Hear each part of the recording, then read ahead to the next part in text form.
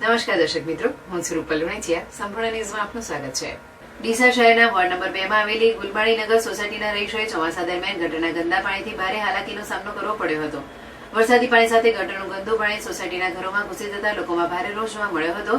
આ સમસ્યાને લઈ સોસાયટીના રહીશોએ થોડા દિવસ પહેલા ડીસા નગરપાલિકામાં લેખિત રજૂઆત કરી હતી.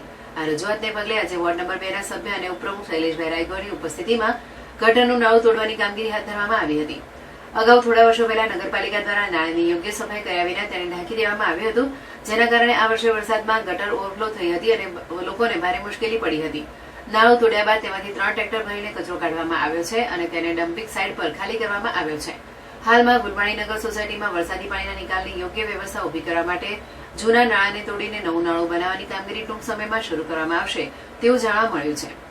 ગટર ઓવરફ્લો થવાથી અનેક વરસાદી પાણી સાથે ગટરનું ગંદુ પાણી ઘરોમાં ઘૂસી જવાથી લોકોને ભારે નુકસાન થયું હતું. હવે નાળું તોડવાની કામગીરી શરૂ થતા સ્થાનિક રહીશો જલ્દીમાં જલ્દી નવા નાળાનું નિર્માણ થાય તેવું ઈચ્છા રાખી રહ્યા છે, જેથી ભવિષ્યમાં આવી સમસ્યાનો સામનો કરવો ન પડે.